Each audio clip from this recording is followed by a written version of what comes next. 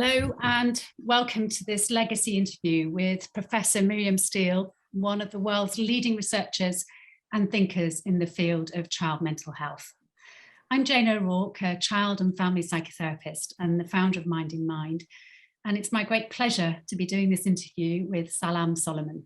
Salam is the director of the Centre for Prevention and Early Trauma Treatment at the National Service Office for the Nurse Family Partnership and Child First, a National Child Traumatic Stress Network Centre. And she's also a board member of the American Psychological Association's Division 39, Section 2. You may know that Mind in Mind has been interviewing some of the greatest pioneers and innovators in child mental health, people like Miriam Steele, who've made substantial contributions to the well-being of children and families. The driving force behind Mind in Mind is our desire to share what the wisest minds in child mental health have to say about what best helps children and families. And this is something that you really care about too, Salam, and why our organisations have come together to do this legacy interview with Miriam. Jane, I'm really excited to join you on this interview. I am deeply interested in learning how we can connect the research that people like Miriam have done to practical ways of assisting and supporting families, and to learn about what we can hold on to from our heritage in the field of psychoanalysis, and what are the things we need to move forward with. Thanks very much, Salam. And so to our legacy interviewee, Miriam Steele. Miriam is Professor of Psychology and Director of Clinical Psychology at the New Center for Social Research in New York. She also co-directs the Center for Attachment Research with her husband, Howard Steele. Miriam's work researching attachment, intergenerational trauma and adoption has transformed our understanding of family relationships and child development. It was exactly 30 years ago, when Miriam was still a PhD student at the Anna Freud Center, that she initiated a concept that radically challenged the existing child psychotherapy models of the time. This concept, which she called reflective functioning, also went on to underpin modern day mentalization treatments. We'll be asking Miriam how she came to develop it and why a parent's capacity to understand their children's emotions as well as their own has such a profound effect on the social and emotional development of their children. Miriam's research has also made a major contribution to the field of adoption and foster care. We'll be asking her why we should have hope for the outcomes of severely maltreated children and about the policy and treatment implications of her research. Miriam's work has formed an important bridge between the world of psychoanalytic thinking and clinical practice. Psychoanalysis is increasingly accused of being rarefied, outdated, and just for the elite. So we'll be asking Miriam about her bringing psychodynamic practice into the community with innovative group attachment-based intervention for vulnerable families in the Bronx. The increase in eating disorders shows no sign of abating, and the rising rates among young people is particularly worrying. So it's timely to be discussing Miriam's research, working with mothers and daughters on the transmission of body image. And in this case, intriguingly, the clinical tool is the use of a mirror. We're also delighted to be joined by 4 of Miriam's colleagues to reflect with us upon the impact of her work in child and family mental health. Tessa Barradon is a child psychotherapist and former director of the Parent Infant Project at the Anna Freud Center. Jenny Kenrick is consultant child psychotherapist and a leading expert on adoption. And Wendy Oleska is training and supervising analyst at the New York Psychoanalytic Institute. So welcome, Miriam. It's really lovely to have you. Thank you, Jane, and thank you, Salam, for all of your hard work in pulling this together and for the whole series, and getting some of our thinking out to pockets that might not otherwise have access. Yeah, that feels really good, doesn't it? Well, thank you, Miriam, for joining us. And we're interested in how all this began and what drew you to child mental health. I know you grew up in Vancouver in Canada. So what led you to getting involved in child mental health? I take a developmental approach with most things, and I think the start of my career also had a developmental piece to it. I was about 13 years old, and I read Dibs, In Search of Self, a book about a mother's journey in treating her child who was on the autistic spectrum. And somehow from there really understood that what I wanted to do more than anything was to help children to become a child clinician, and feel very fortunate that it happened so early for me, and charted that trajectory. So I studied at the University of British Columbia in Vancouver, and that was a transformative time as well, because I got connected to someone called Tanis Macbeth, who was doing a study looking at the transition to parenthood, but not so much in terms of the child's attachment to the parent, but what does it do to a person to go through that their own developmental milestone of becoming a parent. And so that set me up to really wanting to look at that transition. And then we spent a year in Jerusalem, and that was another formative time, because we had the great honor of studying with Anne-Marie Sandler and Joseph Sandler. And I sat in Anne-Marie's class, a seminar where she was bringing her casework really from the Anna Freud Center, the Hampstead Clinic at that point before Anna Freud died. And I was quite resistant. My training, my studies at the University of British Columbia were very behavioral, and psychoanalytic thinking was very, very far away. Howard actually came to me at some point and said, I want to study to be a psychologist, to be a psychoanalyst. And I said, psychoanalysis is dead. There's no point in starting. This was in like 1983. And then we ended up in Jerusalem, and walking the halls there, Howard found the Sigmund Freud Center for the study of psychoanalysis. And so we said, well, let's do this. And I sat there in Anne-Marie's class for a long time, not really listening, until we read a paper of Winnicott's, and she pulled that together with one of the cases. And I was like, oh, this resonates. And so I talked to Anne-Marie at the end of the year, and I said, I'd like to do more of this. And she said, come to Hampstead. And I was like, oh, I'm not so sure that we can do that. But we went back to Vancouver, got married, and then spent a year at Teachers College here at Columbia University. And that was another important feature, in that we were in a class with Larry Aber, and we were reading Mary Main's seminal piece, a paradigm shift paper, Moving to the Level of Representation, where she introduced for the first time the adult attachment interview. Then we decided that if we really wanted to study child psychoanalysis, that London was the place to be. For historical reasons, so many of the eminent child psychoanalysts from Europe ended up there. And so I took Anne-Marie's advice to try and study at the Anna Freud Center. First of all, we started at University College London, as Howard was positioned to do his PhD with Joseph Sandler to begin with. And Peter Fonagy took me on really as kind of the spousal, okay, I guess he wanted to stay in Joe's good books, so took me on.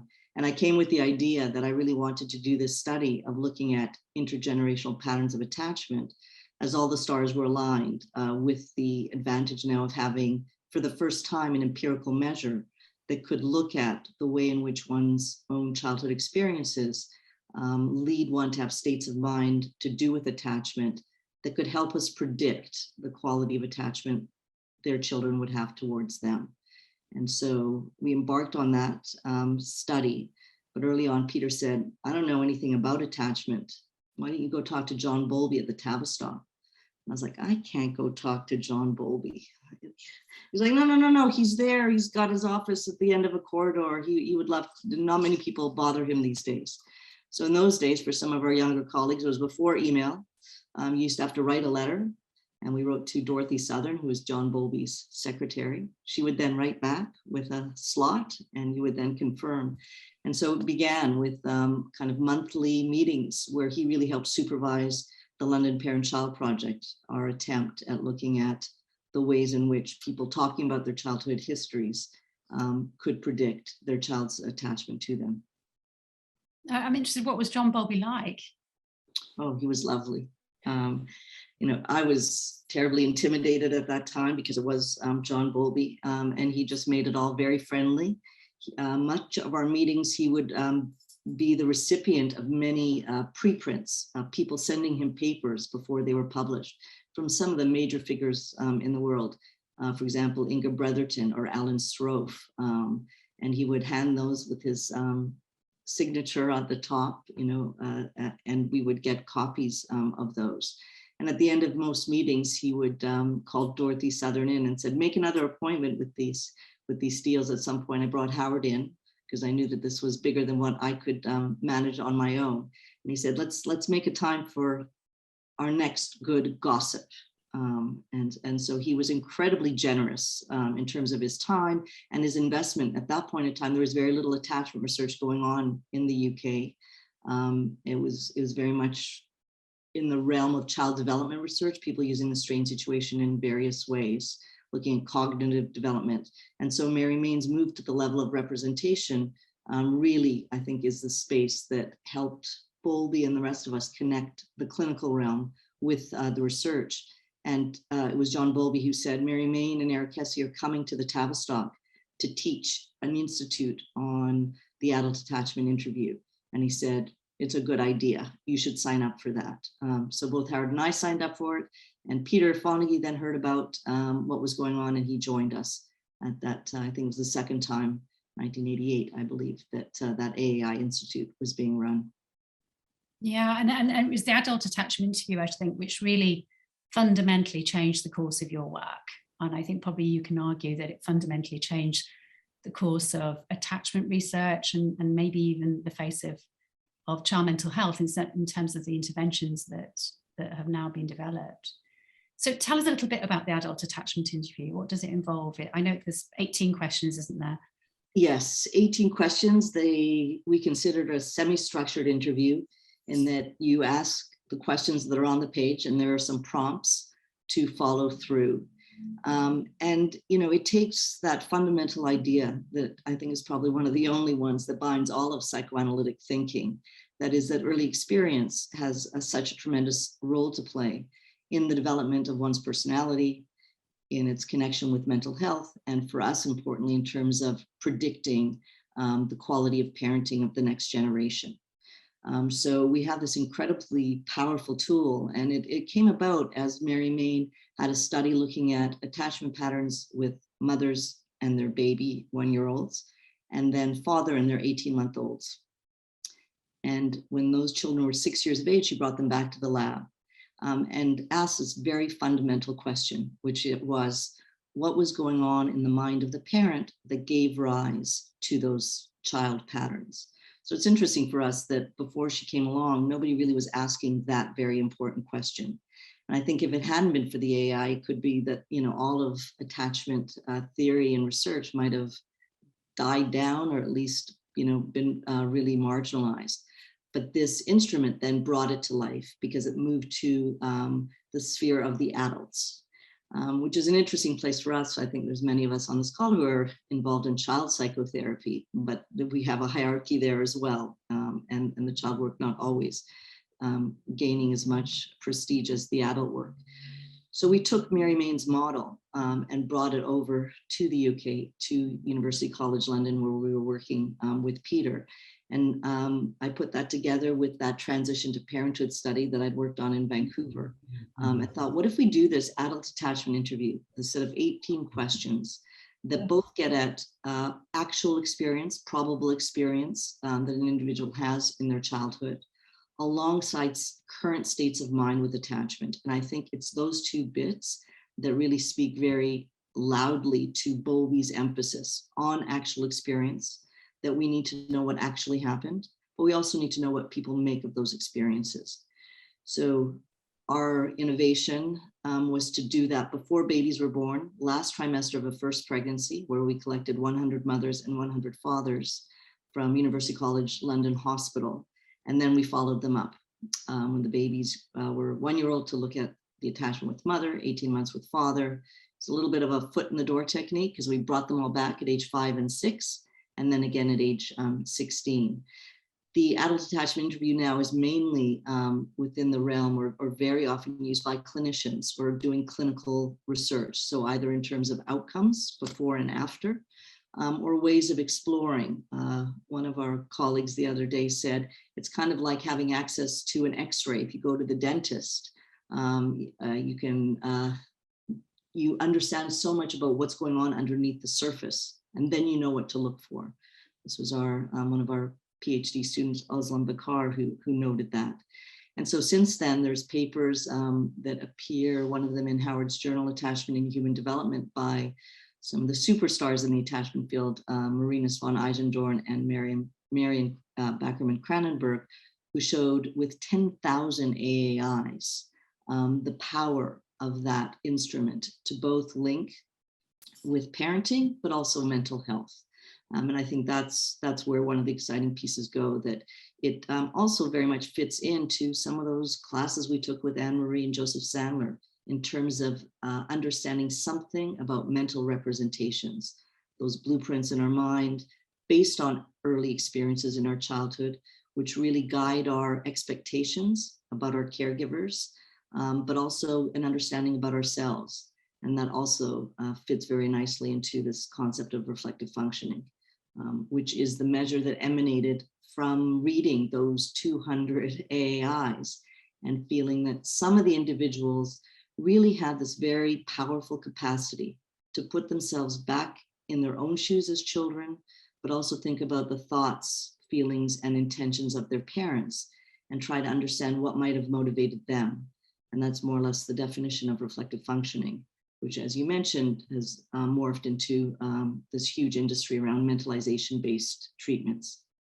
Yeah, we're going to come on to reflective functioning. Salam, who's done some training in that, is going to be asking you about that. But I just wanted to take you back to this paper that was published in 1991. And I've got to say, it was only 3 years into you training as a child psychotherapist. I sort of did the maths and looked, I thought, oh my goodness, how many people 3 years into their child psychotherapy training publishes a paper that radically changes our understanding of attachment and developmental trajectories. And it was in that paper, it's called the Capacity for Understanding Mental States, the Reflective Self in Parent and Child, and its Significance for Security of Attachment. Would you say this is the most important paper that you've ever published?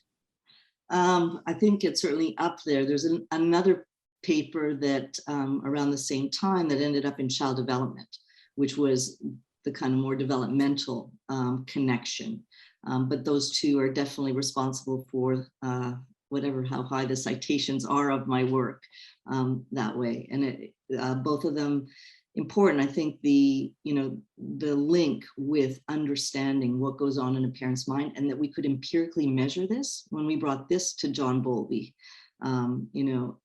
he was astounded and, of course, incredibly pleased. And he said, for those on this side of the Atlantic, people in the UK, British people, often talk about the weather and don't do all that much about it, as they say. But Bowlby said, when it's even hard to, or a challenge to predict the weather, that you could predict with this data set the quality of a child's attachment to their parent before the child is even born, with about 75% accuracy, was what was so astounding. So in some ways, it wouldn't be surprising to people, in the public domain, or certainly amongst clinicians, that link exists. What was surprising was that we could measure it. And because once you could measure it, then you could make those predictions. And it was there that I always wanted to go in terms of establishing that link in a sample where things were going quite well, just in terms of these were individuals who had a partner on the scene and were delivering a baby at University College Hospital. But I always, was intrigued with, could we use this as a screening device or as a way in with, say, women pregnant with their first child, and use that as a way of understanding what would probably happen, and then possibly change that trajectory. Could we come in and offer support or a psychotherapy intervention that could shift someone who we know from an AAI is, say, unresolved with regard to loss or trauma, or highly defended as in a dismissing interview, or preoccupied, entangled, angry, that we have the power then with that instrument of at least knowing who we should intervene with first, or to start with, in that what works for whom kind of thinking. Thanks, Miriam. That's it for me at the moment. I'm going to be coming back in a little while. I'm handing over to Salam to talk with you about reflective functioning. Thanks, Jane. So Miriam, just kind of sticking a little bit longer with that paper that we were just discussing, and you had alluded already to the concept of reflective functioning, and that concept is really key to that paper. You've explained a little bit what that is. Can you tell us why it feels like that concept of reflective functioning is so important, especially for practitioners and people working with families to know what it is and how it can be used in the work? Sure. The concept actually, got integrated for me in terms of the clinical realm. I was driving in a car with Peter Fonagy. I was a lowly PhD student still, and we were headed to Cambridge to the lab or the residence really of Joan Stevenson Hind, who was married to Robert Hind. And Joan Stevenson Hind, we were there to learn about the preschool attachment system that Bob Marvin was teaching at Cambridge. And I was sitting there with Peter, and he turned to me at some point. I was in the midst of my child psychotherapy training at the Anna Freud Center, and said, so what is it that you think you do that is leading to change?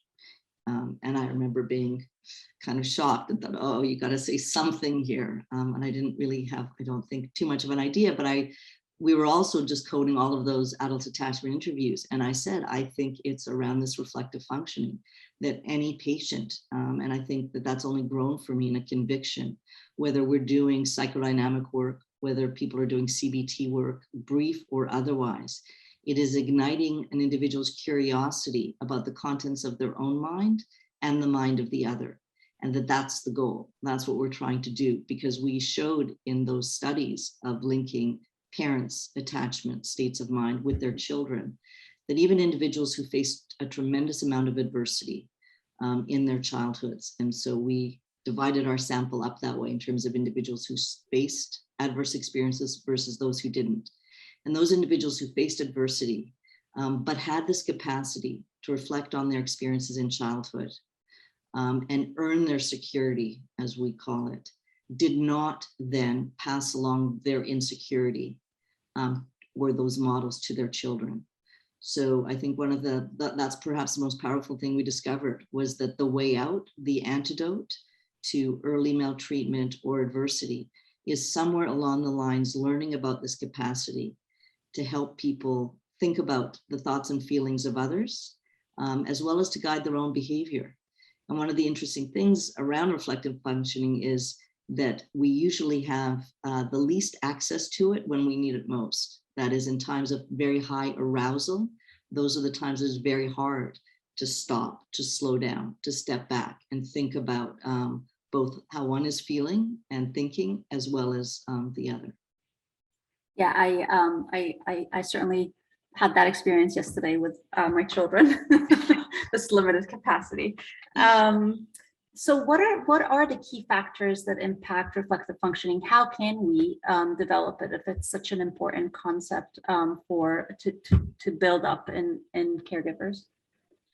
Yeah, so I think in caregivers and in patients, and Peter Fonagy and Anthony Bateman, Nick Midgley's been very influential in dealing with some of the mentalization-based treatment for children. But they've got a whole manual, and Peter and Anthony's work was started out being very focused on individuals with borderline personality disorder. So I think somewhere it is the constant kind of vigilance or thinking about how can you get someone to think a little bit more, what's beneath the surface, what might be motivating them, to be curious about their own mind and the mind of the other. And then that gets accomplished in many different ways. Peter and Anthony have all kinds of metaphors, like a video stopping, pausing, that ability to stop and to think about these, why are you feeling the way you're feeling? And I think that really links as well with so much of what's going on, say, within the relational psychoanalytic model over, thinking what's going on in the relationship between, say, analyst and patient, whether that's a child or an adult. And those reflections being very powerful to uncover the patterns that are driving behavior that often is very painful doesn't get processed and causes the mental pain that people suffer from. So this is a way of kind of untangling it or breaking it apart. I think we have to be careful, because just always, guiding people, put yourself in someone else's shoes. You can say that once or twice. You have to find creative ways of doing that. So with the child work, it can be in, drawings, it can be in displacement, often works very, very well. Thank you, Miriam. I imagine there'll be a lot of questions around that towards the end, when about kind of the application of this to the work. I imagine that there are important policy implications related to this this realization about what's important for a caregiver, and thinking about that, and also juxtaposing that to the many more behaviorally oriented treatments that tend to focus more on changing a behavior as a way of improving the child-parent relationship. Yeah, I mean, I think, not easy for us, but humility and being humble and wedded to our own orientations can take us a long way. There was a paper by Daniel Stern, and I heard him present many years ago in London, all about being cautious about that, and saying that, every intervention, whether it be behavioral or more psychodynamic, enters into the system, say the motherhood constellation, at a different place, and each has an impact on the other. So the behavior also has an impact on the representational world, and the representations have an impact on the behavior. So how you go in is, almost of a religious conviction for a lot of us, and we don't dare, or we're almost repulsed by those other ways. But we'd probably gain something, from being a little bit more open. And after all, what we want is change for the better, right? We need, those babies can't wait. We need the caregivers to change quite quickly. And some of what we see in our work is that the babies do change. Sometimes it takes longer to see that level of change in the mothers. And then there's just all kinds of little ways of doing that. I think it was you or Jane asked about, can you describe what that might look like clinically? And there's of course, a huge range of that, but somehow the image that comes to mind is my esteemed colleague Anne Murphy in the group attachment-based intervention, sitting with a father who was playing with his daughter, playing in a very didactic kind of educational way, naming all the colors of all the blocks that she was picking up. And Anne asked, he was saying, so this is blue, this is green, this is yellow. And she just simply asked, did anybody know your favorite color? And that would then hit right into our intergenerational space, right? Taking that father back to, recalling or putting himself in his own shoes as a child. And then opening up that space in terms of how different it is for your child, that your child knows or could sense that someone does know, bothers to know what their favorite color was. And this was, a man, 6'2", quite big and strong, and the tears falling down his cheek, just with that simple question. So I think there's a lot of emphasis on reaching people from many different directions, which is one of the quotes I often use of John Bowlby's, that doing this work is like a spiral, and that you have to come at it from many different directions, that it is often very patchy and uneven. But I think, that's another way to keep us humble in this work. I loved, well, everything you just said, but I love Anne's intervention in that she didn't correct the father or tell him, that's not what's important, but she accepted the way he was with the child, and then really approached it, from a very gentle, humble way, really. And that's, I think that's what you were talking about, kind of this this intersectionality between behavior and representation, and that one informs the other and one impacts the other, and that we can appreciate all the ways that we get to the parents. And I think this kind of links right to the conversation that Jane might want to have with you about your adoption work. So I'm going to hand it back to Jane.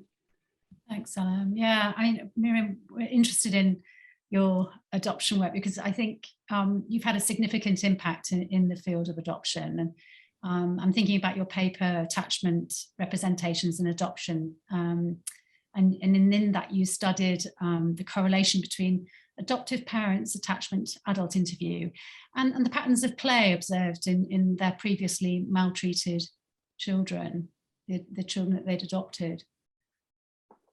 Yeah, that was, we had the big London Parent-Child Project, which is kind of one of the big pillars of the work.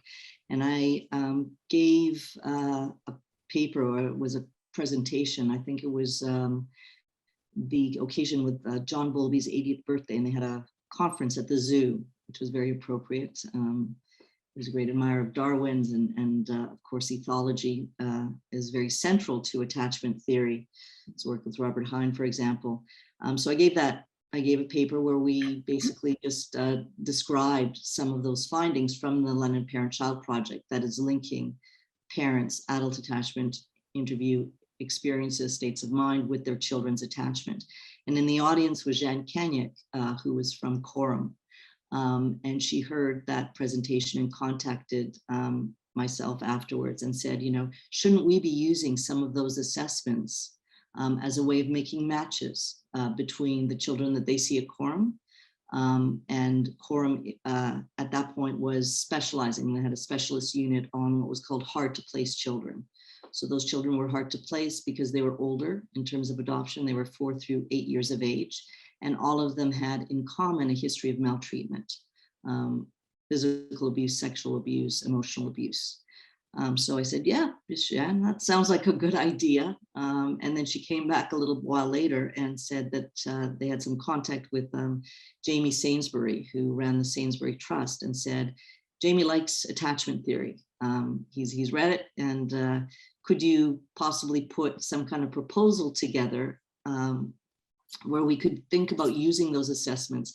And the goal really was to think about, could we make better matches using robust clinical assessments like the adult attachment interview? The other piece, very significant piece with that, was Jill Hodges, who I studied with at the Anna Freud Center, was at Great Ormond Street Hospital as a consultant child psychotherapist.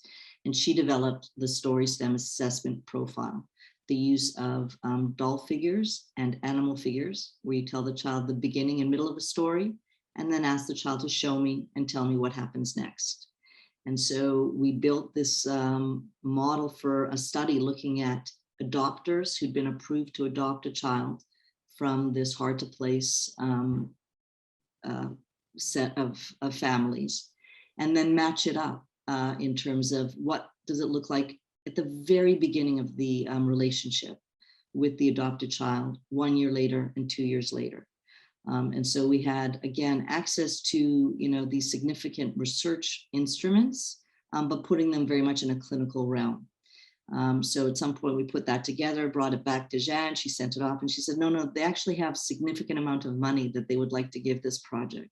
So this doesn't happen very often. It didn't happen very often back then, but I think it certainly doesn't happen very often right now, somebody wanting. So there have been many times in my career where I felt I was very, very lucky of being in the right place at the right time. And that was certainly one of them. So we embarked on that study that grew into something I think quite significant, in that we had 2 groups.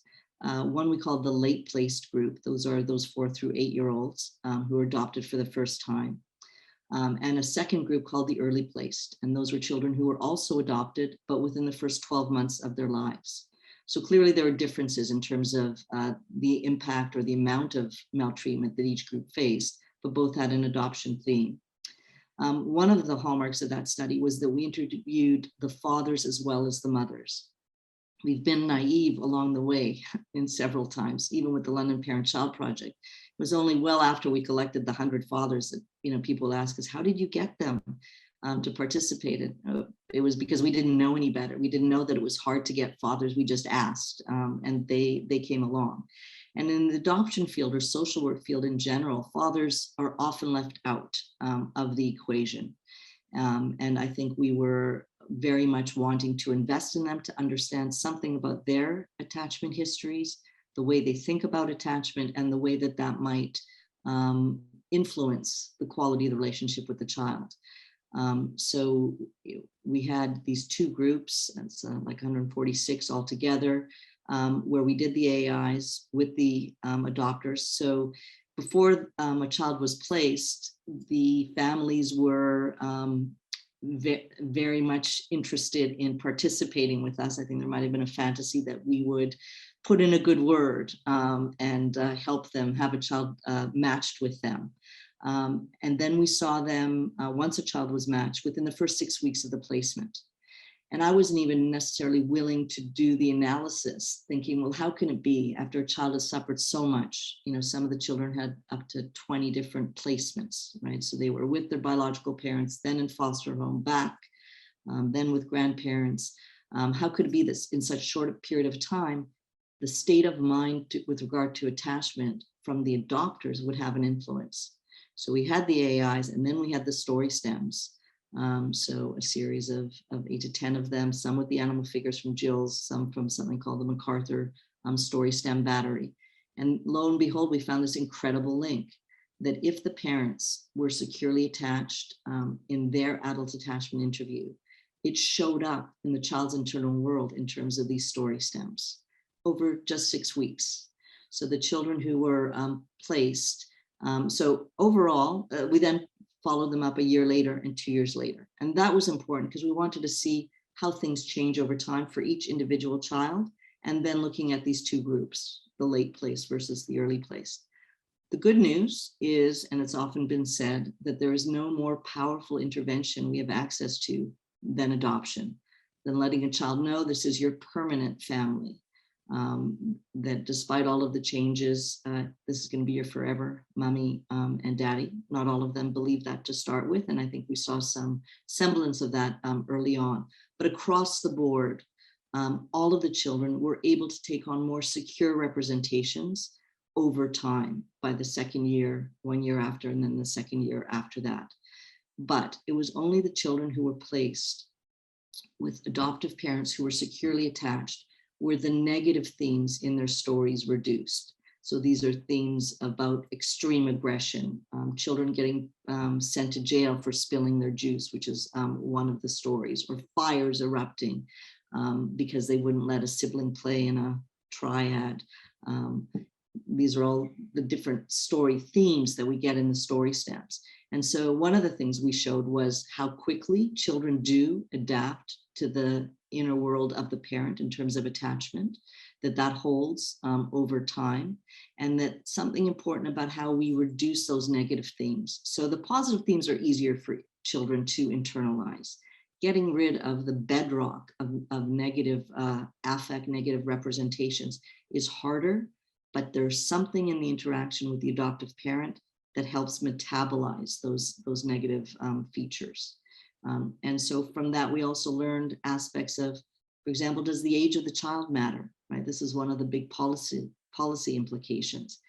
And what we found was that if the parent was securely attached, those children did just as well if they were 6 to 8 versus 4 to 6. We're not sure what to do with that in terms of what do we want to do? Do we want to reward those that are insecurely attached with the younger children? Because we know that those that are securely attached do just as well. I'm not so sure.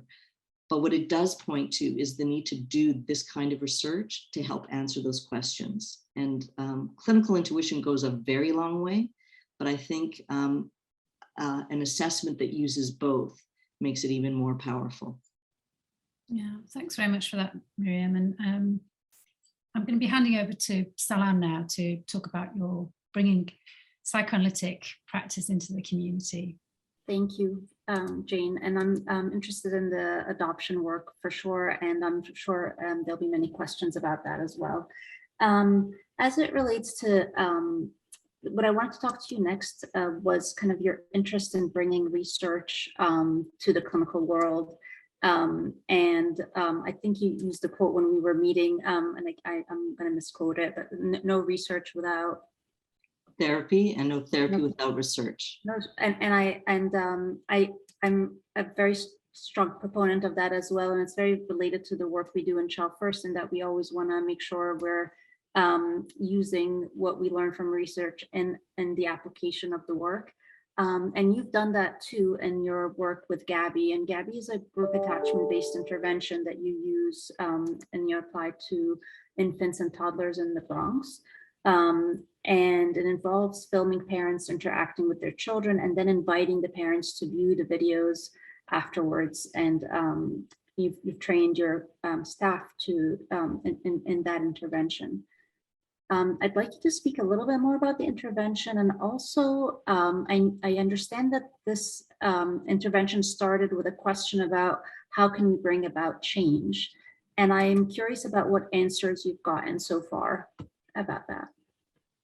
Good, thanks, Salam. Yeah, so that motif, no therapy without research and no research without therapy, was John Bowlby's. There have been people who've described as kind of at the entrance to the child and adolescent as a family department when he took over there. So very much following in his footsteps, or wanting to, in terms of understanding what fertile ground that is. He speaks very eloquently about how the clinicians often have, the insight and the understanding, but are often hesitant to embark on researching some of that.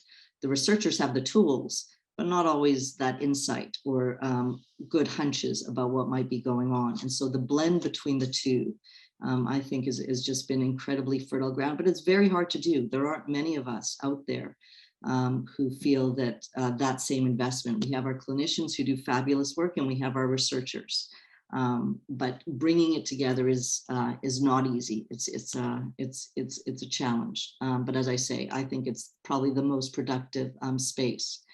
So in terms of my kind of timeline, we came to New York 17 years ago, and we had just finished really doing some of the analysis on the adoption study.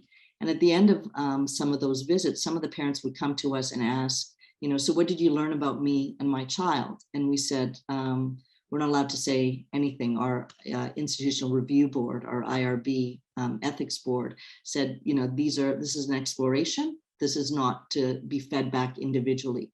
So we actually started right before I left to come to New York with taking a few of those families and doing adult attachment interviews with them and story stems, and then watching together with the parents the videos of their child's story stems, or going through them verbally and trying to help them understand what might be going on in the child's mind. So we came to New York, and I was in some ways heartbroken to leave all of my very close colleagues and friends in London, especially around in the adoption world. So started giving some talks here to try and make friends and see if I could get a group or some clinicians together who might be interested in really now pivoting towards using some of that research in an intervention. It didn't quite work out for me, but in the audience was Anne Murphy. So Anne Murphy then wrote to me afterwards saying she heard my talk and that she works in the Bronx at Montefiore Hospital, Albert Einstein School of Medicine, and that she runs these parenting groups. And some of the children are in foster care. And I think I might have, crinkled up my nose like, parenting groups, that doesn't sound so good, but I didn't have a lot of colleagues at that time, so I invited her to come in. Anne is an incredibly compelling individual, and sat down and told me that she was trained in child parent psychotherapy, that the families that come, she noticed the waiting room was exploding with families, and she was asked to take one of them out at a time. And she said it felt like a drop in the bucket. So she said, you know what? All of you come in. And from there, this group part of doing dyadic work was formed. And so she contacted us and said, would you like to see some of this? She was very courageous. She allowed herself to be video filmed. We brought those video films to the new school, and we sat around watching almost minute by minute to look for therapeutic action. So that question that Peter asked me in the car all the way back has just maintained itself in terms of what is it that she's doing that we think creates change. So it's a different kind of intervention in that it was already happening in the community, and we were just bringing the research to it, which I think has a different feel than when we sit in our ivory tower and we think of, oh, let's build an intervention and then take it to the community and hope that they buy it. So we met week upon week and collected these videos, and those then formed our manual of treatment. And we then applied for money from National Institute of Health in the order of like $1 million to run a randomly controlled trial, the gold standard in this work. And there have been many, many very powerful good things that have come from that, including our being able to show that bringing these families together, these are inner city families, many of whom to start with were born to the crack cocaine epidemic of the late 80s, who very much wanted to be different kinds of parents. And so there was within each of them a wish to love their children and to keep them. And so it was the other side of the equation for the adoption sample. It was a family preservation model. And that also felt very comforting to be working with families so that they could keep their children and not enter into the care system, which was much more the adoption project that we worked on. And so together with Anne, we built this group attachment-based intervention, infusing it on the one hand with attachment theory and research, and on the other hand with the adverse childhood experiences study that was done by Anda and Folletti, looking at how childhood adversity makes you sick when you get older,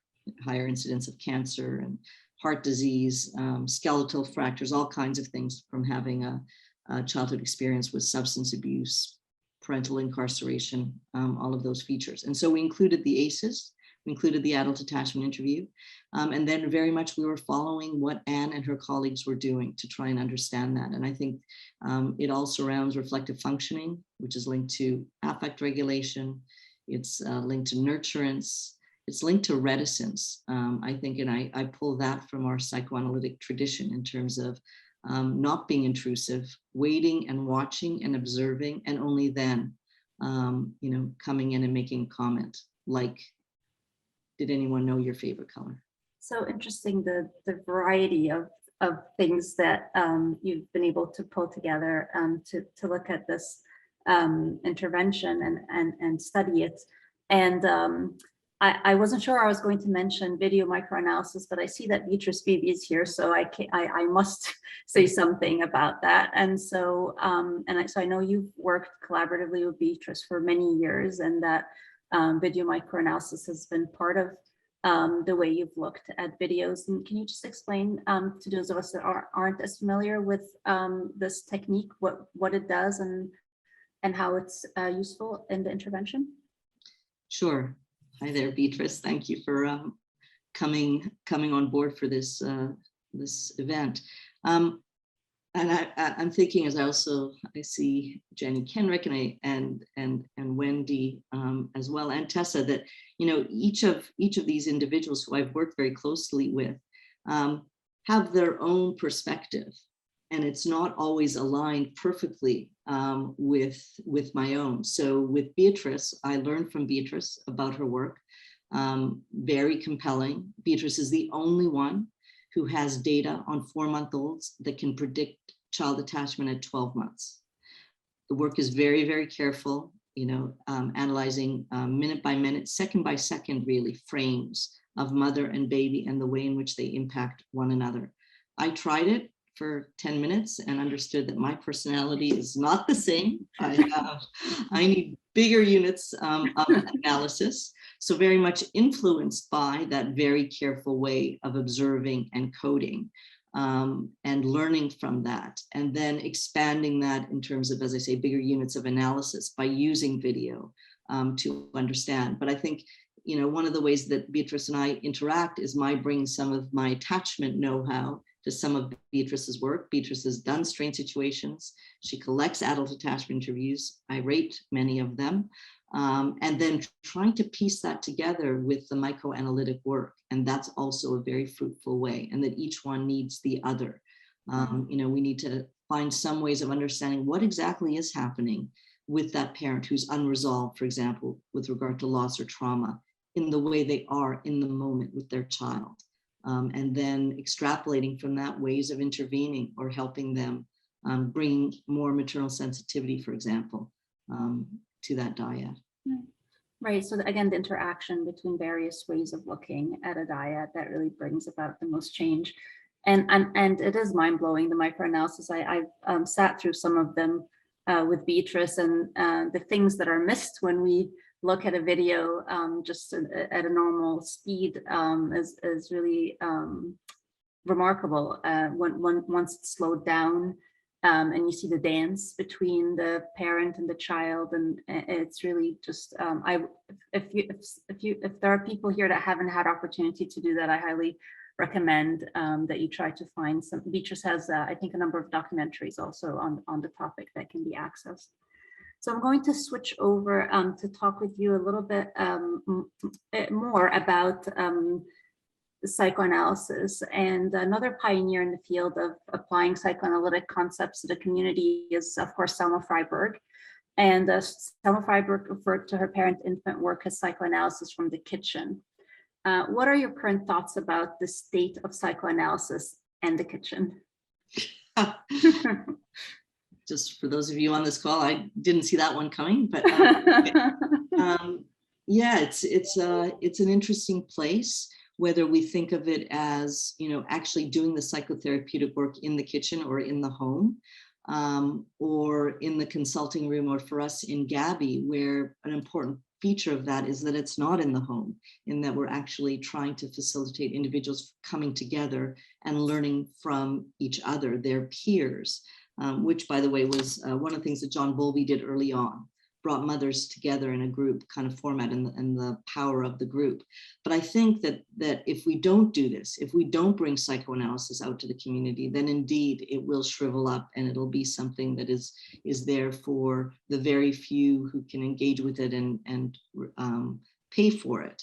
So all of the different models that we have right now, including Child First, including Minding the Baby, including Circle of Security, Mary Dozier's attachment and biobehavioral catch-up, and our Dutch colleagues have video interaction to promote parenting, are ways of bringing some substrates. So a lot of those are more behavioral manifestations, and some of the others are more have a psychodynamic framework with them. I think some of the big chunks that we can learn from are things like how intergenerational patterns matter, early experience matters, and that there is scope for change.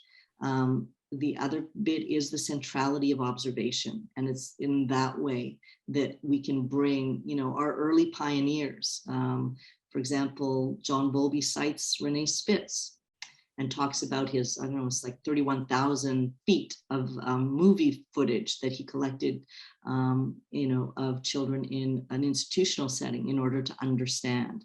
And those things going hand in hand with, within every psychoanalytic training, learning how to observing behavior. I think probably, and it could be my bias, but probably the child analytic trainings do that even more so. In terms of many different vantage points to viewing children. So mother-baby observation being a powerful place. At the Anna Freud Center, we also observed mothers and toddlers and a nursery school kind of setting. And that's the basic ingredient of all the clinical work. To first of all, watch something, see how it feels in you, how it resonates, and then understand some of that and work with it in terms of the patient. And so that means you can do it in many, many different kind of settings.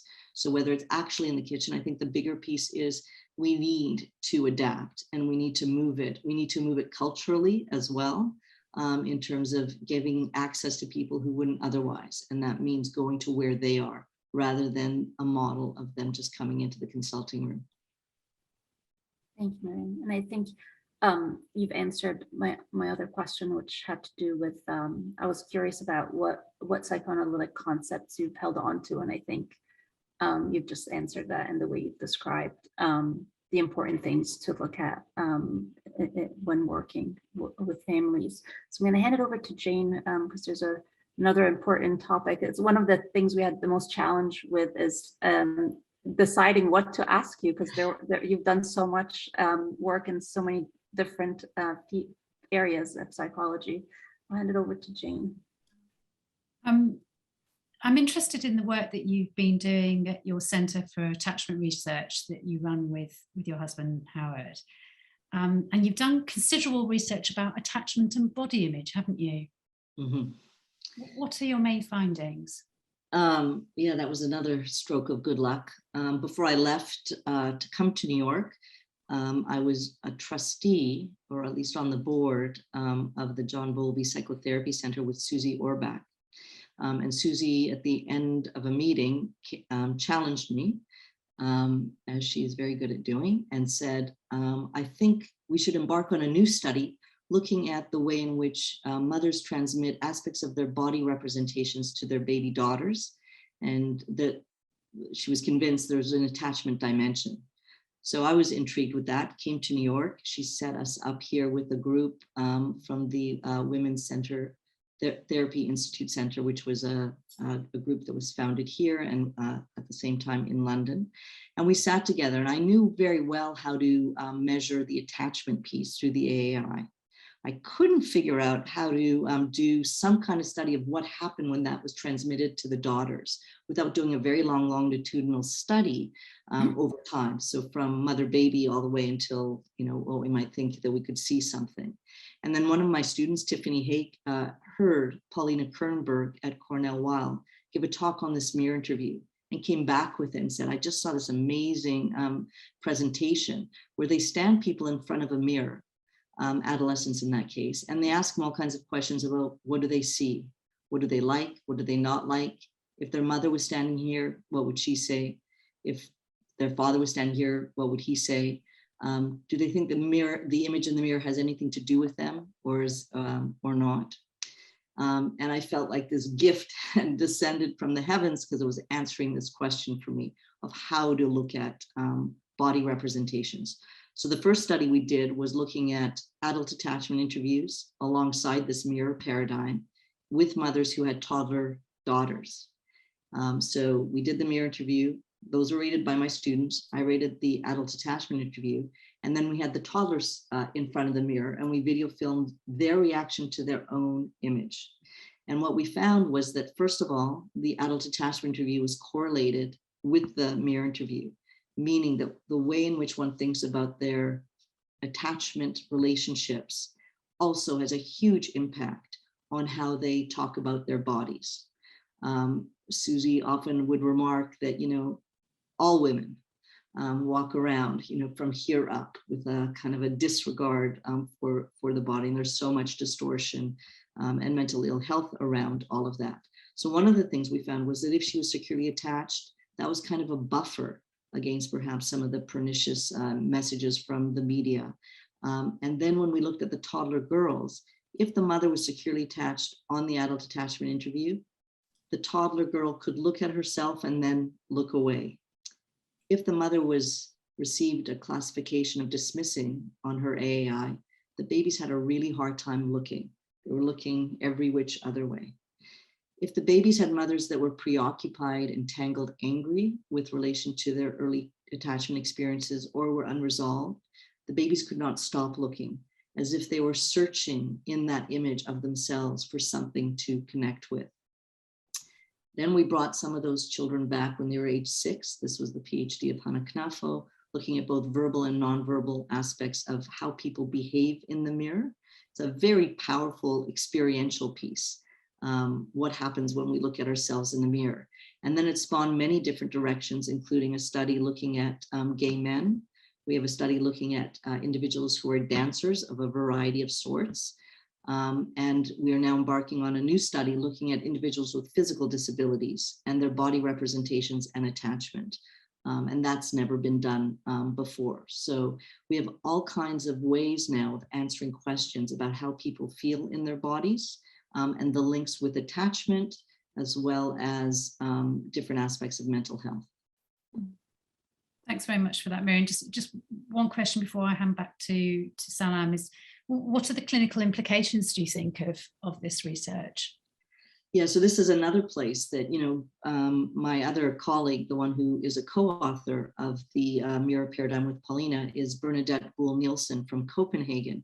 And Bernadette uses the mirror interview in her work. She runs an adolescent unit in Roskilde in Denmark, and finds that the responses to this mirror interview offer the best way to predict future psychotic breakdown, and especially around areas of alienation. One of the questions that most people who are on the more normative or typical side of things don't even quite understand what you're asking is, when you look at the image in the mirror, do you ever get the sense that it has nothing to do with you?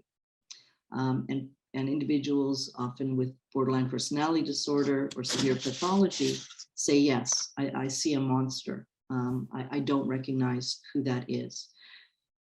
So one of the things that I think would be very exciting for us to do is to do the mirror interview, and then to work with individuals in a set of sessions, maybe, added on to an ongoing treatment, where we actually explore some of what it is they've told us about how they feel in their body. The main essence of this mirror paradigm is comparing the self as seen as compared to the self as felt. So again, it goes very deeply to that place of one's mental representation of self, but here very much linking it with the body, which has been ignored by so many of us, including from the attachment field. Thanks, Miriam. I'm handing over to Salam to ask about race and diversity. Okay, thanks, Jane. So Miriam, we're at the point of the interview when we're going to switch over to having you have a conversation with your invited guests. And one of the things that will become glaringly obvious is that they're all white women. So I wanted to ask you what your thoughts are about the concepts of attachment and reflective functioning. Do you think they're white concepts? And how do we know they're applicable across various cultural groups? That's a great question, Salam. It is one that, that we spend a lot of time these days trying to understand and trying to do something about and go beyond just our understanding. So in both those places, both my fields of attachment as well as psychoanalytic work, there's a predominance of white individuals within I guess white female individuals, actually, as it happens. Even looking at this call, right? There's a predominance that way. I think one of the places that gives us a little bit of comfort is understanding that when Mary Ainsworth worked with John Bowlby and learned about the kind of attachment paradigm, where he brought together individuals from a range of perspectives, right? He brought Robert Hind as the ethologist, somebody who studied animal behavior. He brought Colin Murray Parks, an expert in bereavement studies, and very closely observing mothers and babies in various contexts. Mary Ainsworth then ended up going to Uganda. It had to do with her husband, who was an anthropologist, getting a stint of doing some field work. And it was there really that the attachment research piece really got founded, where she took notes and observed the comings and goings between mothers and babies in the context of the field work that they were doing in Uganda. And those were the ones that stuck to mind, where she thought to herself, these patterns look very much like what we talked about in London, in that there was something very similar to the way some of the babies behaved when their mothers left the hut versus returned. She took all of those and then went to Baltimore, where she had, a group of 21 mothers and babies that she studied very carefully. So we're hoping that within the essence of that some of what is universal, that is a child's need to be looked after by someone bigger, wiser than themselves, is just the way our species is built. That is necessary. Then on top of that, we have, some of our cultural influences. For example, in the West, there's a huge influence on independence, right? That's what we're hoping for our children, that at some point they grow up and can go off and do, and that's embedded in our caregiving. So I think there's a lot of different flavors of the caregiving context, but that within that, aspects of sensitive care are still paramount. So that we can translate some of our emphasis on, children being treated well, children being fed, children being paid attention to, has to have some kind of universal. I think we're also, going to get better at exploring networks, having more than one individual, which is much more prevalent in other non-Western kind of context. Mm-hmm. For reflective functioning, there's been some, but not all that much work in terms of that being perhaps more of a place that we want to think about, putting yourself in someone else's shoes, aspects of empathy. Is that part of our human species? In some ways, that's a concept that is very closely tuned to reflective functioning. We hope so. I think there's a lot more exploration that could be done with that. I think the other place that we want to go to in terms is training. Can we involve colleagues from a much wider range of ethnicities, a much wider range of issues around gender and non-conforming gender, and we're missing some of those generations. We really feel it like at the new school when we come to hire someone, that how are we comparing these individuals who might not have had all of the advantages to get to a place of education and to be able to track that. But I think it's our job now to have this span out. And then the work that we do in Gabby, very much in the community, I think really it does resonate, that every parent can be helped to be more sensitive or to take into account their child's perspectives. So it sounds like concepts around sensitivity and empathy seems to have kind of a universal application, but then there are other concepts that need to be examined and really tested to see whether they're really kind of Eurocentrically based. And I'm recalling Ruth Feldman once showed me a video, and she asked me if I thought the interaction was intrusive, and I said they look okay to me, and she said they look okay to me too, but every time I show it to someone that's white, they say the mom is very intrusive. And so, so there I think there are elements that we really need to go back and check, and we've used this lens to assess a lot of the observations and score interactions and give ratings of caregiver-child interactions that maybe need to be challenged. So I thank you for that. And I appreciate the efforts to try and become more inclusive and to bring in more people with more diverse perspectives to the work. I'm going to hand it back to Jane for our next segment.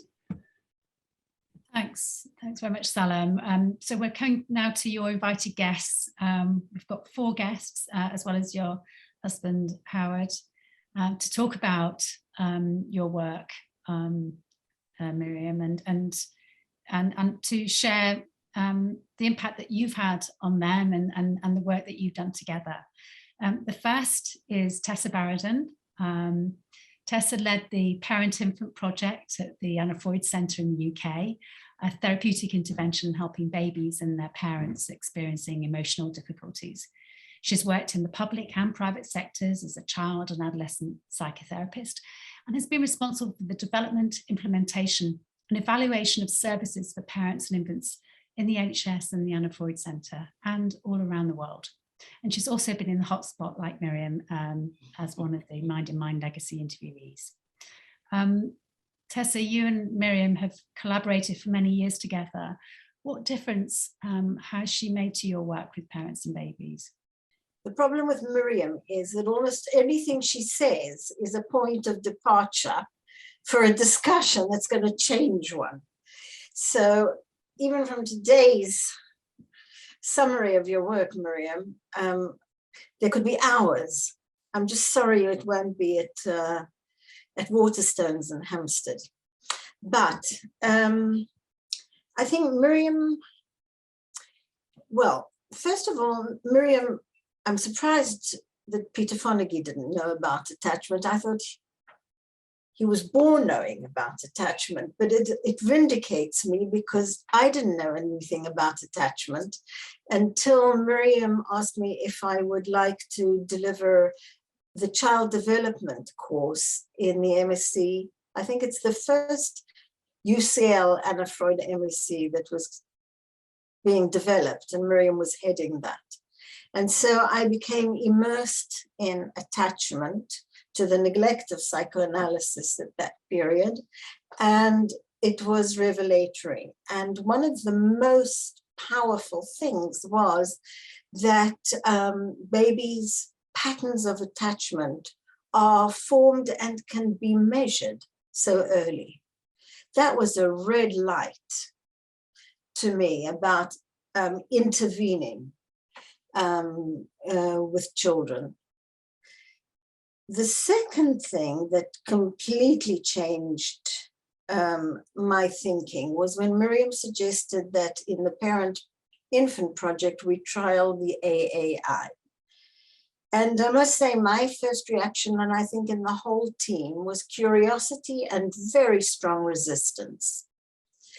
And not only did we have to undo being clinicians in administering the AAI, but it seemed to go contrary to the idea of free association. Here we were going to elicit often traumatic experience long before the patient was going to be ready for that in our understanding of clinical process. Well, what we learned was that you can elicit material without the patient being ready to deal with it. It doesn't traumatize the patient unless you persist with it. But if you hear it, bear it in mind and wait for the patient to be ready to deal with it, it enriches the therapist's perspectives on the work to be done. And in working with babies, the work has to be done quite as quickly as you can because the babies can't wait. And so if you know something, you might be able to pick it up in the material more quickly. What we learned to do was, well, we administered the AAI in the second or third session, if we were lucky. And before that, we would see the parent and baby without the information from the AAI and see the interactions. So that when we did the AAI, we could see the past in relation to what we had observed in the interaction between mother and baby. And we learned to do a mop-up at the end of the AAI where we could revert to being clinicians and talk about the experience of the AAI and relate it when we felt we understood to things we had observed in the session. And I think that really started my interest, my real commitment to clinical work and research. Now, I'm not a researcher, I'm essentially a clinician, but to the idea of studying and studying processes, and now very much also under the influence of Beatrice, we've moved from studying mother-infant to mother-therapist-infant, and with a particular focus using frame-by-frame analysis and many of the research tools that are out there, like coding reflective functioning, like the ambiance and so on, to see the therapist's role in clinical process in parent-infant psychotherapy. So that's perhaps a path that started much earlier on with Miriam. And currently our collaboration is that because Zoom is so omnipotent, I can join Miriam and her team in the new school every Thursday at 3:15 my time in their lab where they are coding. Well, Miriam, you'll have to explain what you're coding. But I come along with our research on embodied communication between therapist and parent and infant, looking at clinical process with an attempt at research tools as well. And Miriam is doing the coding, the systematic coding of body language. And both of us are really interested in training therapists to be aware of how they are influencing clinical therapeutic processes with their embodied language. Thanks very much for that, Tessa. That's really helpful to hear about. We're moving on now to Jenny Kenrick, another of Miriam's invited guests.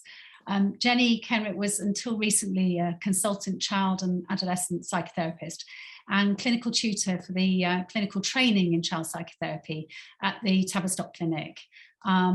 She's co-convener with Jennifer Wakelin of the Fostering, Adoption and Kinship Care workshop, and was a member of the fostering and adoption team at the Tavistock, which I worked there as well. It was incredibly hard work, but very good training. Jenny, you found Miriam in your workshop, and I think it must have been quite a brave move for Miriam to walk across the road. I think it's Fitzjohn's Avenue. Because there's a real gulf between, at the time, there was a very big gulf between the Tavistock and the Anna Freud Centre in terms of their approach theoretically to working with children. That was certainly true at that time. What I hadn't realised was that Miriam had already crossed the road so productively to meet up with John Bowlby and to, I think you talked about having gossip, he had mentioned having gossipy times together. Well, that was something that we finished up doing. But as with the gossipy times with John Bowlby, and I thought of them sometimes as playing together, playing theoretically and with our understanding of work in the field of looked after children and adoption. But like all play should be, it was also extremely serious, and that we came together with a serious endeavour to try to move something on in a rather complicated area. But I think the initial meeting was thinking about work with looked after and adopted children, both. And Miriam coming as initially, I think, what we at the Tavistock side of the road thought of as an invited guest, a valued invited guest to our workshop, which was primarily a clinical workshop, but also had guest speakers from time to time. And the lovely thing about having Miriam was that she stayed with us and was there to develop the discussions around clinical material as much as the more theoretical, but bringing a particular flavour to our discussions that I don't think we had within our workshop at that time, the research flavour and a very rigorous quality to it, always delivered most delightfully so that people could get hold of it and feel that it was something that they could use. And one thing that I think I remember rightly, and you can correct me, Miriam, if I'm wrong, in those very early days that you were talking about a bit of research that you didn't mention earlier, which was with children with disabilities who had been adopted. And one of the things that came out of that, which I remember, was that where there were lower expectations in the adopters about these children and what they would achieve, the attachments between them grew quite slowly, but very, very strongly. And I thought that was one of the things that was very useful because, of course, we were working with adoptive parents and foster parents as well. And there were certain expectations. If they came too heavily upon that coming together of child and carer, it sometimes intruded and made things more difficult. So that bit of work that you did with the disabled children was actually terribly relevant and very useful. And perhaps it's worth going back and looking at it and hearing all that you have been doing. That was what I really felt. I'm very underread at the moment. There's a lot more for me to read, but also to reread of the research that you have done. But it is the adoption work, I suppose, that, you know, that particularly I have linked up with from what's been talked about today and what I think you really want me to talk about. And you, in your way of communicating to a group of people, you wrote a chapter in our book, Creating New Families, on which you called the added value of attachment in work with looked after and adopted children. And I think it's that added value that you bring to clinicians that is always of interest. There is an added value, so that thinking about attachment, but also how it links to other ways, psychoanalytic ways of thinking, and how we finish up thinking we're talking different languages, but very often we're talking the same language, but using different terminology. And I think that's gone on expanding, particularly in the whole area of work with adopted children, looked after children generally, how we've had to expand our thinking because of all the work that has been coming in from the neuroscience and different ways of thinking about trauma and so on. And also of thinking about how we use our bodies. So, or bring children who may be temporarily dissociating within the child psychotherapy session, that they need help to be brought back into their bodies before they're actually able to think. So that, you know, here you are doing your mirror work, which is absolutely fascinating when thinking of mothers and daughters and that particular emphasis. Anyway, one of the things that I think, and that was actually very relevant to something that happened to me today, in that chapter that you wrote, and something that I asked you particularly to emphasize, was a finding that followed directly on from John Bowlby about the persistence of internal working models, even after children have been well placed and perhaps influenced by much improved parents, children who have been very deprived or maltreated. But the persistence of the earliest internal working models into their later experience. And I had a supervision with somebody today who is working with a 9-year-old little boy who has just been adopted by his slightly elderly foster parents with whom he had been for just over 3 years, having come from a birth family where he had been physically, sexually abused, maltreated, neglected, you know, the whole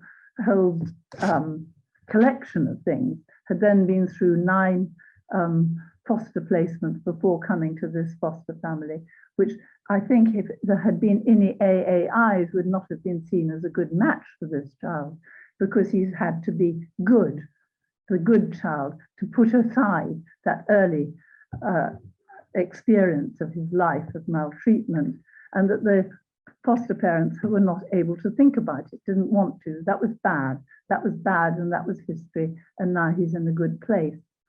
He has actually now just been adopted by them just 2 weeks ago. And in his therapy with a trainee child psychotherapist at the Tavistock, he's suddenly been in a state of turbulence as a result of being told that his mother had said she was quite happy to give him up for adoption, which felt like, for him, the greatest rejection and abandonment that could be.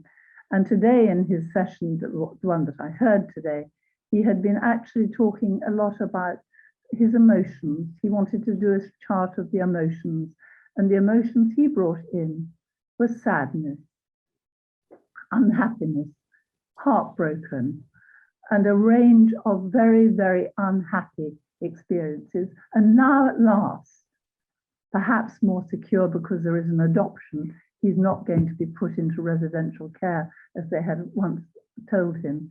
He's now able to begin to explore a little bit more openly some of those patterns and internal working models, as you would call them. I'd use a different language, it doesn't matter, because it's all there, but they're there for being worked with. And so I think the clinical applications, going back and looking at some of these very important findings, and that's just one of them, are so relevant, and so relevant in what I'm doing mainly at the moment is supervision and the work of teaching, as well as in the workshop. But they're so relevant to clinical practice. Yeah. Thanks so much, Jenny. I'm sorry to interrupt you there. We've got Wendy and Adrienne to come to as well, and we want to take some questions from our audience as well. That was really, I'm so relieved that little boy is now been adopted, and he's actually. Well, hopefully things will be better. Thanks, Jenny. So over to you, Salam. I think you're going to be introducing our next guest. And I was just saying that Jenny has really crystallized some of the ways I've been trying to capture Miriam, and you know, she's just there's such a unique ability to combine what seemingly seems like contradictory almost concepts like adoption and preservation, or like body image and internal representations, and the kind of these dichotomous areas of research that somehow Miriam is able to blend together. So, and next we wanted to talk with Wendy, and Dr. Wendy Olsker is a training and supervising analyst at the New York Psychoanalytic Institute and on the faculty at the NYU postdoctoral program in psychoanalysis and psychotherapy, and she's the senior editor of the Psychoanalytic Study of the Child. Wendy was also one of the original researchers working on the Margaret Mahler longitudinal project, where she followed children from the nursery into adolescence and later into adulthood. It's a very long research study. Wendy, I'm really interested in your Margaret Mahler research. In grad school, my advisor, Beth Hart, was very fond of Margaret Mahler and her work. But later on in my career, people have said to me that Margaret Mahler was no longer relevant. And wondered if the two of you, both Miriam and Wendy, can kind of just engage with each other and talk about the Margaret Mahler nursery research and what you have been able to learn from it. Well, first, let me just say that I've been working with Miriam for the last decade on the Margaret Mahler data. And she has brought such a wonderful influence to looking at the data. So I would, first of all, I wasn't there in the original study, that was in the 50s, but I came on board when the subjects were actually 25 years old. And I've been following them ever since. And they are now in their late 50s. So it's a long trajectory. And I would just want to, before Miriam and I engage, I just wanted to mention, I think, that the Mahler work is entirely relevant. And there is a tremendous amount of overlap between the two. And that's why I think the dialogue between Miriam and I has been so wonderfully productive, because there is so much overlap, but there are ways in which they're different. And I would just mention as a kind of basic that Bowlby was very interested in the attachment and how that is formed. And that certainly is crucial. Mahler sort of took a little for granted the attachment, not that she didn't study it, but her interest coming from working with symbiotic psychotic little babies and mothers was on what's the normal process of psychologically separating. So we're not talking about mother going out of the room, although that's very much part of it, but really the evolvement of a psychological sense of self, autonomy, boundaries, so a person doesn't feel taken over by another person, and certainly a sense of subjectivity. So what I would say, I was going to give an example because, we've talked in great, spans of people and impact. But I thought if I gave an example of how Miriam added to the study and pick out one child and tell you what Miriam did with this, I thought that might help bring it alive. So we started out just looking at a lot of detailed observations, as Miriam said, that's crucial. And then the follow-up was, and I should just tell you, the Mahler material is like an indoor playground. And the amount of observations in the first 3 years of participant and non-participant observers, this is not like a 20-minute strange situation. This is incredible reams of data. And that's why bringing on the adult attachment interview, which is an objective empirical measure, and especially with the reflective functioning focus, was so crucial, because here is all this data. And then looking at what the adult attachment interview showed, so validated what those early observations in so much data sort of captured, because it validated that. The other thing that Miriam and I were looking at is what the internal working models or self and object representations were like over time. How did they evolve? So that's a crucial piece of trying to fill in the gaps of what this internalizing process is like. And the Mahler data allows us to look at the first 3 years, 3 to 5, latency, adolescence, and then early adulthood and middle adulthood. So these subjects were given the AAI when they were in middle adulthood, mid-30s to 40s. And I would say the crucial piece, and this fits with what Miriam has been trying to teach us all, is really how important it was that mother kept the child in mind and tried to figure out what the child was thinking and feeling. So this one subject that I'm going to tell you about, her mother just did never even think of her as having a mind of her own. Like, aside from other things that were problematic, she treated her so much as an extension with no mind of her own. So enter Miriam. She does the adult attachment interview on the subject's mother and finds out how much this mother was a dismissing, avoidant mother who says basically, when bad things happen to me, I just forget about it. So then enter the subject, totally dismissing, exactly like the mother, only what the subject does is idealize the mother and idealize her father. And she cannot come up with any data to help support this. So that's sort of the first time.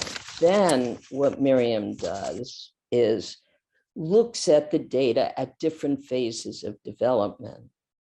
And we see this subject change from being the most aggressive child in the nursery to once she goes off to school, she becomes a follower because she has internalized this hostile introject, and it leads her to really inhibit herself.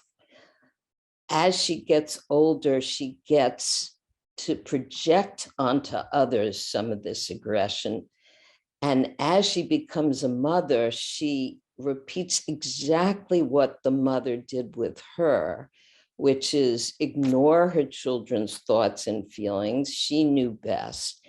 But her kids reacted with rage, unlike this subject, Sarah, who idealized. And it was from that point that Sarah went into treatment with me. So Sarah complained, and why she came into treatment was because her family didn't measure up to the perfect family that her childhood family was.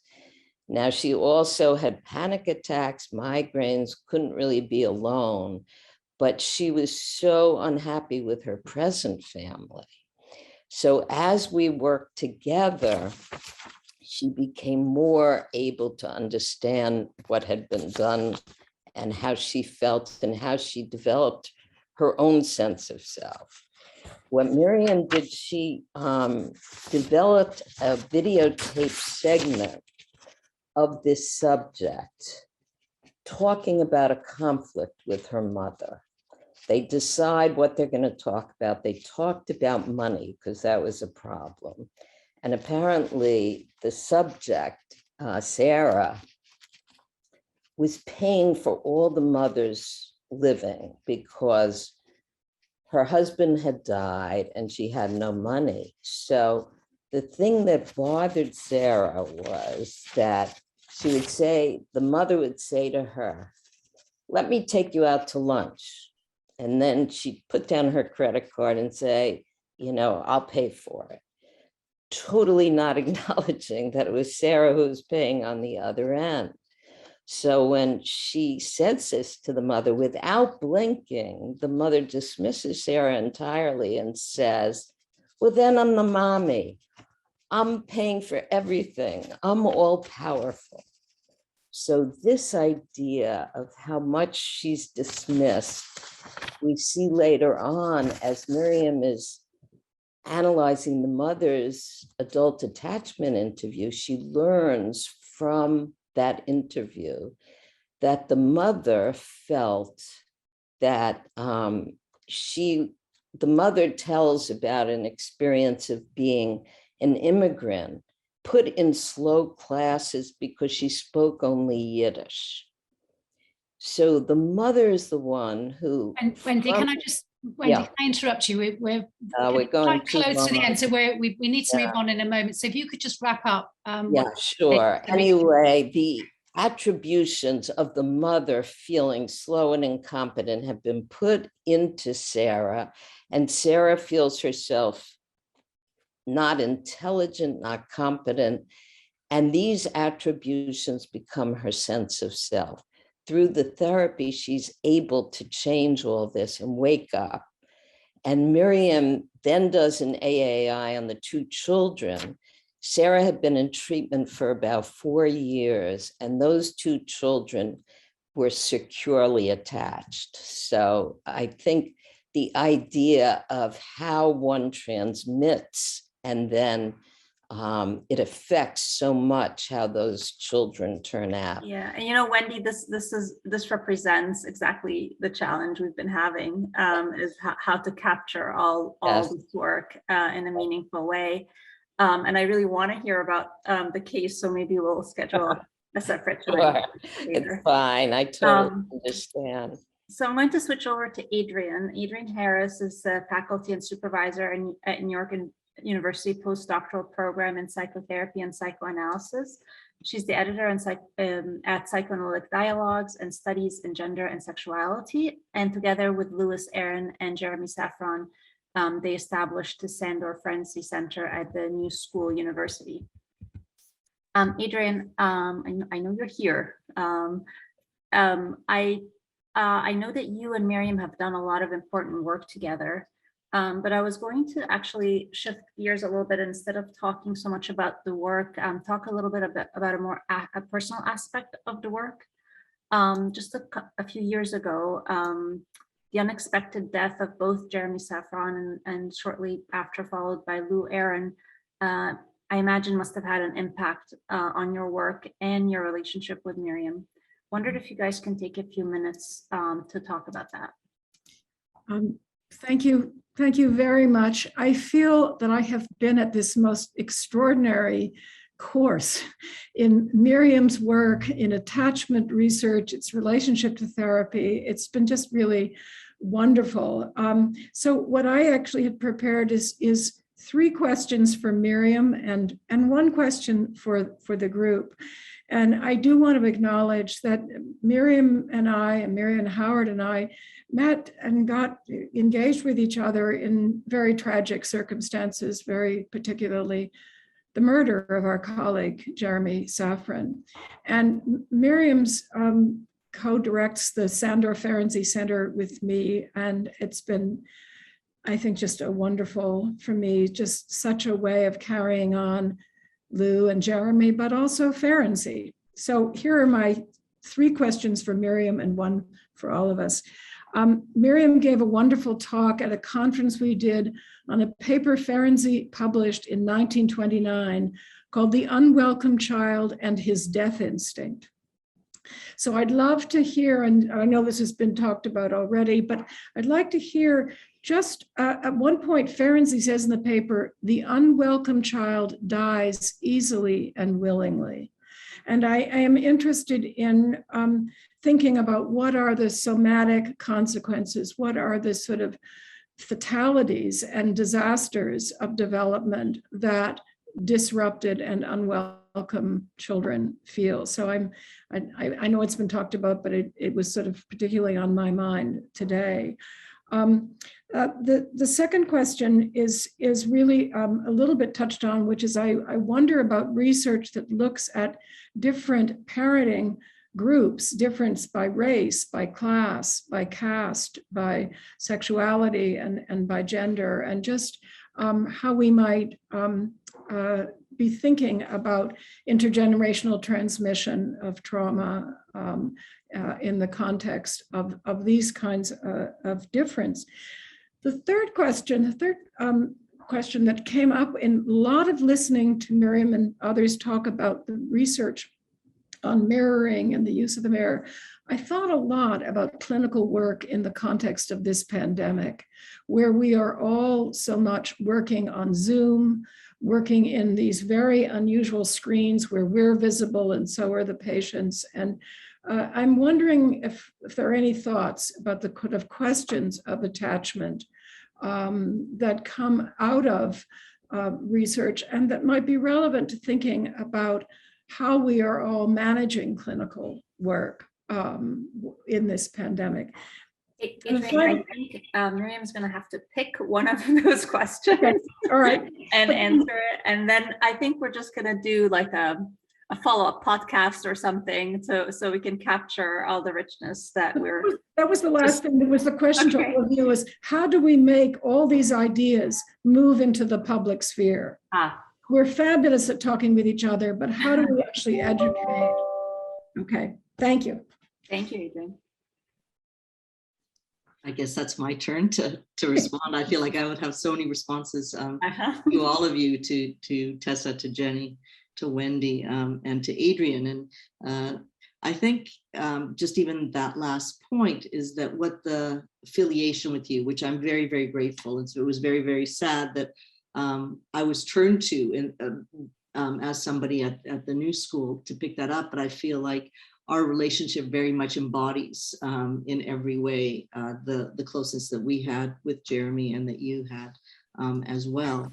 And that what happens when Adrienne and I get together is often talking about different aspects of this work that we can bring to the community. It's a little bit also in response to what Salam asked kind of earlier, is that something like the Sandra Ferenczi Center, bringing papers from the past and really making them much more contemporary, including, Adrienne's question about Zoom, how it is, and there's a fundamental attachment piece around, we do transcend these bizarre screen experiences because we do need to connect to other people. And this now is the way of kind of doing that. We've done a little study recently and looking at doing that mirror paradigm in person versus on Zoom. And we see that it works. Even if you don't even see the whole body, people reference it. And that's a very kind of powerful piece, that our need to connect with others. And then we do need to explore all the different variations of how people do that, across issues around gender. Adrienne's done a lot of work that way, but, gay parents, surrogacy, all the different kind of variations, and looking at what is the experience of the children in these very different contexts, and being so respectful. I think that's one of the things that I take from Adrienne is respect, and those early ideas having a contemporary feel. Thank you. And we were hoping to touch base with Howard in the last few minutes before we maybe take a couple of questions, because there's no way, I think, Miriam, you're going to be able to answer all the questions that are in the chat. You and Howard have been lifelong partners, both professionally and personally. And we just wanted to invite Howard to come forward and share with us how that's been. Thank you. I'm thrilled to be here. And Miriam has influenced me in multiple positive ways, more than I could number. But one of the most positive ways outside of our family has been the way in which Miriam has introduced me to people like Jenny Kenrick, like Tessa Baradon. I have my own relationship with Tessa, and also Adrian and Wendy. It's a great treat to hear you. And I've just been having fun minding the chat, which I'm sure Miriam should not be looking at, but it's also inspiring to see, well, certainly Juliet Hopkins on this call, who I know and love, and many others. But the questions are very inspiring in the chat, and they can't all be addressed. So Jane O'Rourke, masterfully with you, Salam, are chairing this event, and Jane's put the program in the chat. And I know that Miriam is on email much of the day and will respond and answer questions. So good to be here. Thank you, Jane and Salam. I'm interested, Howard, in the process of how you and Miriam write a paper together. How does that?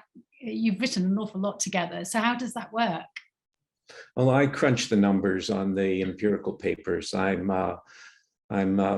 statistically informed, and I teach research methods. And we certainly don't sit at the screen and write together. That would be a recipe for disaster. We write things and share drafts with one another, and set due dates for one another. Miriam usually sets them for me. I don't attempt to try and set any due dates for Miriam. She's You're a wise man. You're a wise man. Yeah. Around relationships, I'll just say we have 3 young adult children, and they had a difficult time growing up. It was hard for them to find a bit of daylight between Miriam and I. We're co-researchers, and we've been involved in a co-parenting project for 30 years. That's very satisfying.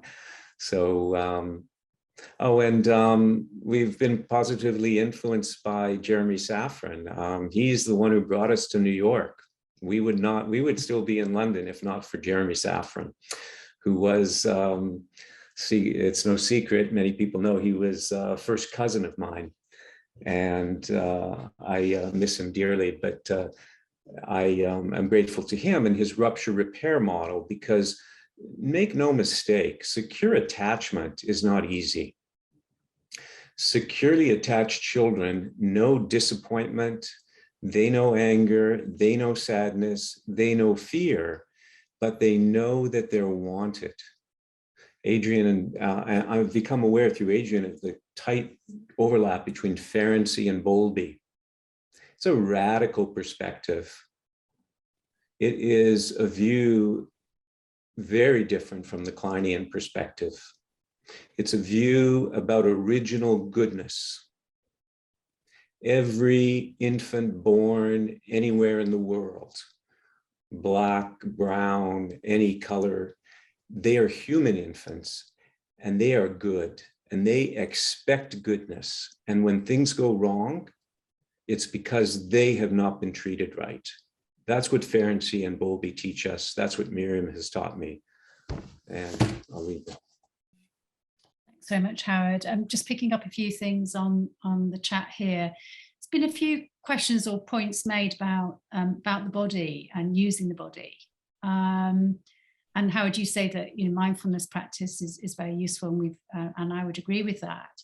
And somebody said about coming into the body and really being conscious of your body states can be really helpful, and there's less cognition necessary. What would you say about that, Miriam? Very interesting, and thank you, Howard, for those remarks. Tessa made allusion to this group that we have running on Thursdays, which began as a group watching the clinical videos from the Gavi project. And we then pivoted, partly because of the constituents in that group, including someone called George Downing, who is an expert in looking at video from Paris, and a colleague of mine originally from Turkey, Zeynep Katay, who's a dance movement specialist as well. And it was actually Anne who said, when we're looking at the clinician's behavior, we also have to take into account where they're situated in their body vis-a-vis the mother, the baby. And so what we do on Thursdays when Tessa comes is we look very carefully and we code aspects of body positioning. Does the clinician stand there with their hands on their hips, delivering some kind of verbal intervention, or do they crouch down and get down to the child's level? make themselves small in some ways, being available to the mother and baby, but not intruding, and being there kind of as a kind of almost auxiliary kind of ego. So one of the things that we will be questioning is whether those individuals who have a capacity to deliver a strong reflective functioning kind of intervention verbally, are they also the ones who show comfort in their body and can almost deliver the intervention through their body by the way in which they move, by the way in which they place themselves? Is their verbal and nonverbal behavior contingent on one another? Is there a smoothness with that? And it's a question that I think we have, you know, can you move that way and not have capacity for reflective functioning, or do those two things kind of go hand in hand? But it's especially in coding and looking very closely at the clinician's body as they're delivering the intervention. That's been a very exciting place. Yeah. I put the link there to your coding groups, and you invite applications from people to join them. So that's there. It's on the website, on your website.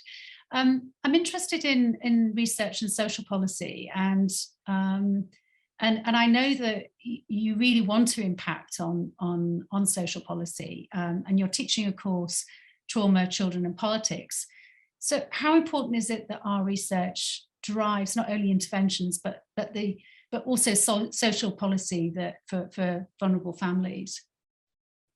Yeah, that was a fun course. How can you have trauma in children and call it a fun course? But it was a very lively course that I taught with a colleague who's very dear to my heart, Bill Harris, who's done a lot of work with Alicia Lieberman over the years. And he has been involved in lobbying in Washington for the benefit of children. He was somebody who helped introduce the child tax credit many years ago.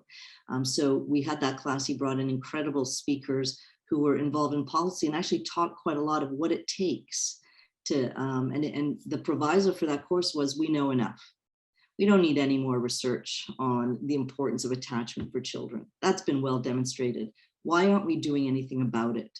And that's the space that I think provokes the most difficult feelings in us and challenges us. What are we going to do with all of this information? So the adoption study was one of the places that hopefully we could influence policy in terms of more careful assessment of adopters as well as their children, and understanding, using some of that data to understand questions like, does it matter how many caregivers a child had?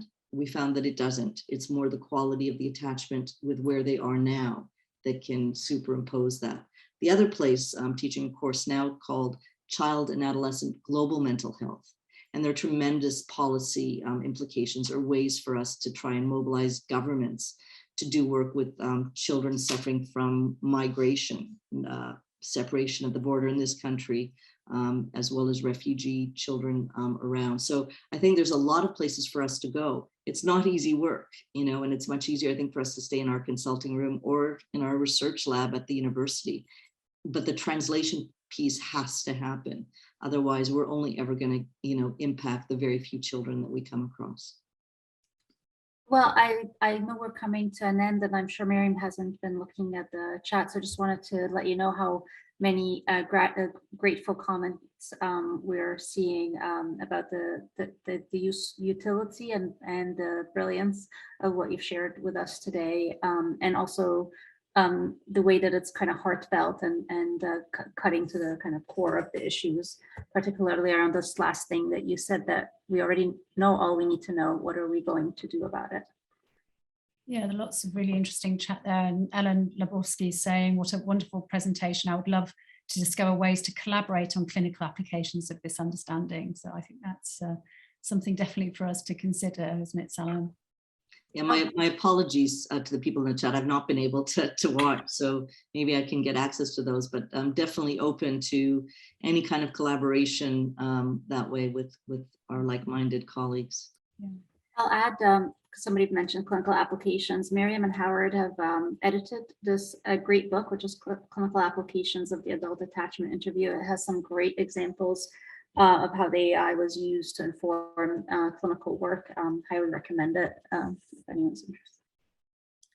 Well, thank you. Thanks, Salam. And many, many thanks to Miriam for agreeing to be our legacy interviewee.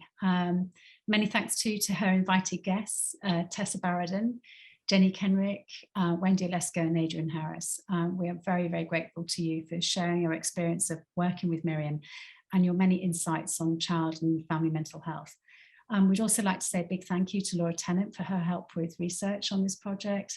And Salam and I will be in conversation again together on February the 1st at the same time, between 12 and 2 EST time, Eastern time, and 5 and 7 UK time, for a legacy interview with Francine Conway, an award-winning scholar and clinical psychologist recognized for her work in child psychopathology and bringing a psychoanalytic lens to the treatment of ADHD in children.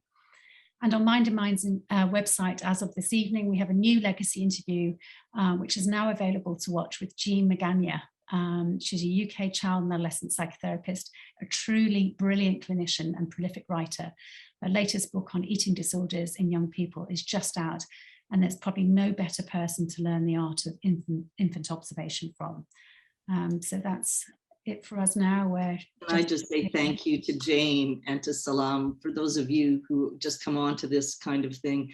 A huge amount of work that they do behind the scenes is quite amazing. You wouldn't believe how many Zoom calls we had preparing me for today, but a real deep bow to the two of you for doing this and looking so seamless, but you inspired me to want to do this. Thank you for putting up with us. Thank you. Thanks, everyone. And it's lovely to see so many people joining today. I hope the rest of your day or your evening goes really well.